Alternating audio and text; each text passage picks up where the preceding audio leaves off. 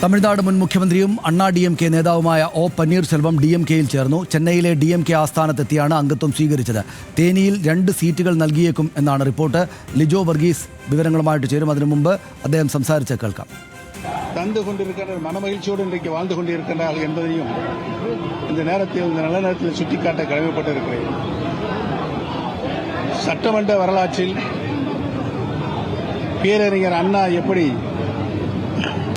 அனைத்து கட்சிகளையும் அரவணைப்போடு சட்டமன்றத்தில் நடுவினாரோ அதே போல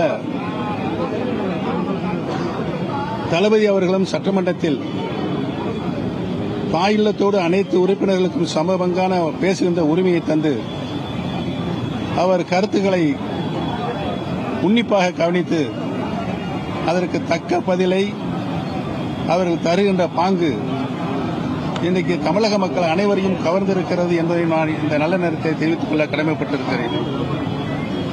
நடந்து முடிந்த நாடாளுமன்ற தேர்தலில் மகத்தான வெற்றி பெற்றிருக்கின்றது.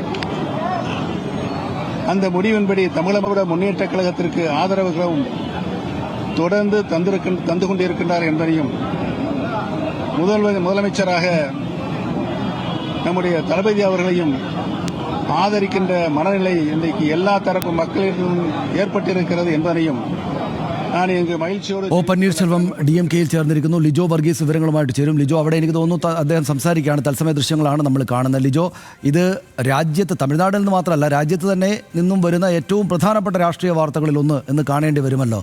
അതായത് ഒരു മുൻ മുഖ്യമന്ത്രി അദ്ദേഹത്തിൻ്റെ പാർട്ടി വിട്ട് മറ്റൊരു പാർട്ടിയിലേക്ക് മാറുന്നു എന്ന് മാത്രമല്ല, തമിഴ്നാട് പോലെ വലിയൊരു സംസ്ഥാനത്ത് രാഷ്ട്രീയമായിട്ട് വലിയ തമ്മിൽ പോരാട്ടം നടക്കുന്ന DMKയും AIADMKയുമായിട്ട് തിരിഞ്ഞ് ഈ ദ്രാവിഡ പാർട്ടികൾ തമ്മിലുള്ള പരസ്പര വൈരമാണ് ഏറ്റവും പ്രധാനപ്പെട്ട രാഷ്ട്രീയ സംഗതിയായിരിക്കുന്ന ഈ തമിഴ്നാട്ടിൽ AIADMKയുടെ മുഖ്യമന്ത്രിയായിരുന്നയാൾ DMKയിലേക്ക് ചേർന്നിരിക്കുന്നു എന്നത് വളരെ വലിയ വാർത്തയാണല്ലോ.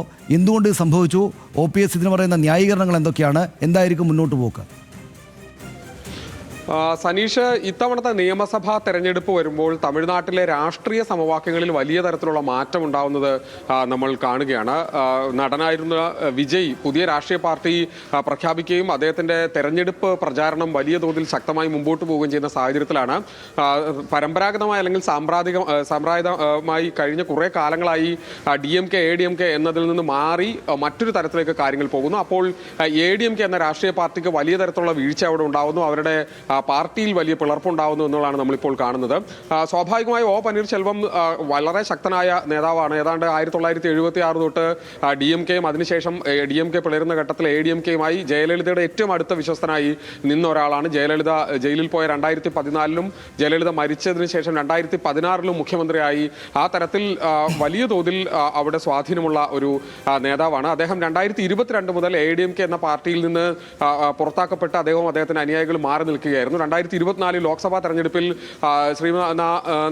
ശ്രീനാഥപുരം എന്ന സ്ഥലത്ത് ലോക്സഭാ മണ്ഡലത്തിൽ മത്സരിക്കുകയും അത് BJPയുടെ പിന്തുണയോടുകൂടിയാണ് അദ്ദേഹം മത്സരിക്കുന്നത്, പക്ഷേ പരാജയപ്പെട്ടു. പിന്നീട് അദ്ദേഹത്തിന് ഒരു രാഷ്ട്രീയ അഭയം എന്ന നിലയിൽ എവിടേക്ക് അദ്ദേഹം മാറും എന്നതിൻ്റെ ഒരു ചോദ്യത്തിൽ നിന്നാണ് ഏറ്റവും ഒടുവിലായി ഇപ്പോൾ കഴിഞ്ഞ കുറച്ച് നാളുകളായി DMKയുമായ ചർച്ചയ്ക്കൊടുവിൽ അദ്ദേഹം ഇപ്പോൾ DMKയിൽ ചേരാൻ തീരുമാനിച്ചിരിക്കുന്നു. മുഖ്യമന്ത്രി MK സ്റ്റാലിനും അദ്ദേഹത്തിൻ്റെ മകനും ഉപമുഖ്യമന്ത്രി അടക്കമുള്ള ആളുകളും ചേർന്നാണ് ഇന്നിപ്പോൾ അദ്ദേഹത്തെ സ്വീകരിച്ചത്.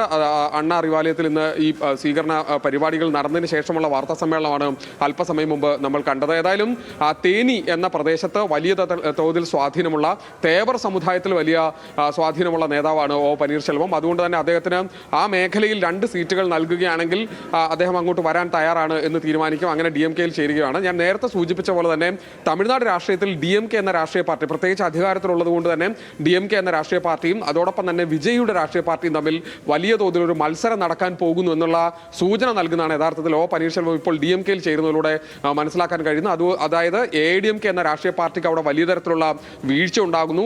അതോടൊപ്പം തന്നെ AIADMK ഇപ്പോൾ സ്വാഭാവികമായും അവിടെ അത് NDA ഘടകകക്ഷിയാണ്. BJPക്കും അതോടൊപ്പം തന്നെ AIADMKയ്ക്കും വലിയ തോതിൽ ഒരു നേട്ടമുണ്ടാക്കാൻ ഉള്ള സാധ്യത ഇത്തവണ കുറവാണ് എന്നുകൂടി കണ്ടുകൊണ്ടാണ് ഇപ്പോൾ പന്നീർശെൽവം അവിടെ നിന്ന് മാറി DMKയിലേക്ക് വരുന്നത്. അപ്പോൾ സ്വാഭാവികമായി വരാനിരിക്കുന്ന നിയമസഭാ തെരഞ്ഞെടുപ്പിൽ AIADMK എന്നതിന് പകരം അല്ലെങ്കിൽ പരമ്പരാഗതമായിട്ടുള്ള ദ്രവീഡിയൻ രാഷ്ട്രീയ പാർട്ടികളായിട്ടുള്ള AIADMKയും DMK എന്നതിന് പകരം DMKയെ നേരിടാൻ വിജയുടെ പാർട്ടി എത്തുന്നു എന്ന നിലയിലേക്കാണ് കാര്യങ്ങൾ മാറുന്നത് എന്നുള്ളതാണ് ഈ ഘട്ടത്തിൽ നമുക്ക് മനസ്സിലാക്കാൻ കഴിയുന്നത്.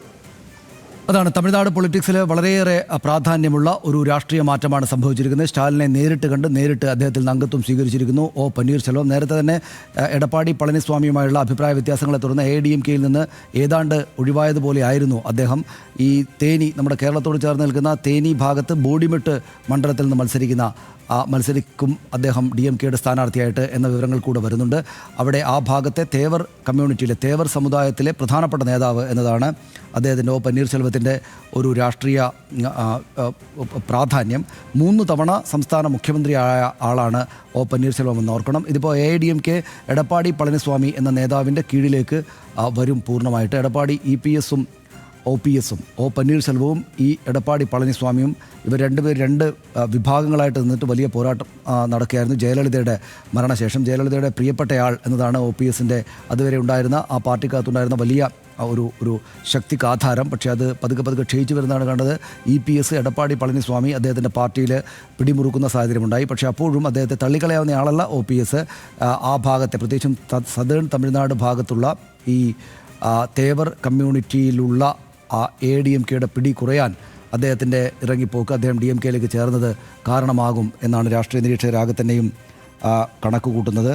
ആ തരത്തിലുള്ള പ്രത്യേകിച്ചും DMK-ക്ക് തേവർ കമ്മ്യൂണിറ്റിക്കകത്ത് ഒന്നുകൂടെ ശക്തി ഉണ്ടാകാനും പ്രത്യേകിച്ച് ഈ സദേൺ തമിഴ്നാട് ഭാഗത്ത് അവരുടെ ശക്തി വർദ്ധിപ്പിക്കാനും OPS-ൻ്റെ വരവ് ഉതകും. പ്രത്യേകിച്ചും 3 തവണ മുഖ്യമന്ത്രിയായ ആളാണ് എന്ന കാര്യം പ്രത്യേകമായിട്ട് രാഷ്ട്രീയ മോഹങ്ങൾക്ക് DMK-യുടെ രാഷ്ട്രീയ മോഹങ്ങൾക്ക് ബലം നൽകുന്നതുമാണ്.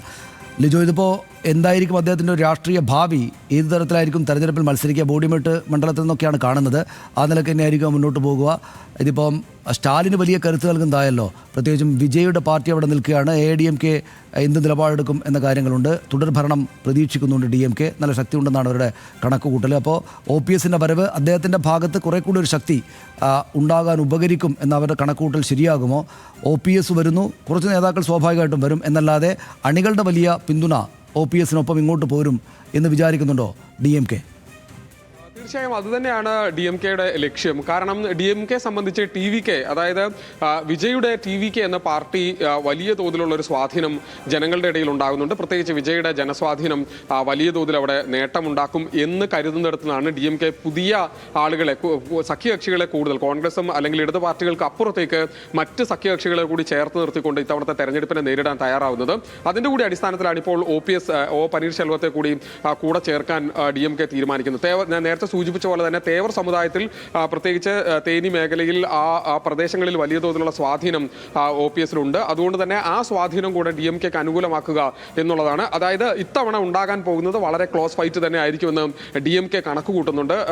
ആദ്യഘട്ടത്തിൽ എന്നതിനപ്പുറത്തേക്ക് TVK എന്ന രാഷ്ട്രീയ പാർട്ടിക്ക് കുറെ കൂടി ജനസ്വാധീനം പല മേഖലകളിലുമുണ്ട്. അത് വോട്ടായി മാറുകയാണെങ്കിൽ ഒരുപക്ഷെ DMK-ക്ക് വലിയ തിരിച്ചടി ഉണ്ടാവാനുള്ള സാധ്യത കൂടി കണക്കിലെടുത്തുകൊണ്ടാണ് മറ്റ് ചെറിയ രാഷ്ട്രീയ പാർട്ടികളെ കൂടി, അതായത് ഇപ്പോൾ OPS-നെ സംബന്ധിച്ചിടത്തോളം വെറും 2 സീറ്റുകളിലേക്ക് മാത്രമാണ് OPS അവകാശവാദം ഉന്നയിക്കുന്നത് പോലും. അതുകൊണ്ട് തന്നെ അത്തരം സീറ്റുകൾ കൂടി, അല്ലെങ്കിൽ ആ മേഖലകളിൽ അത്രയും ചെറിയ സീറ്റുകളാണെങ്കിൽ അത് വിട്ടുകൊടുത്തുകൊണ്ട് തന്നെ കൂടുതൽ ഘടകകക്ഷികളെ കൂടെ നിർത്തുകയും ഇത്തരത്തിലുള്ള സാമുദായ സമവാക്യങ്ങളിൽ അല്ലെങ്കിൽ കൂടുതൽ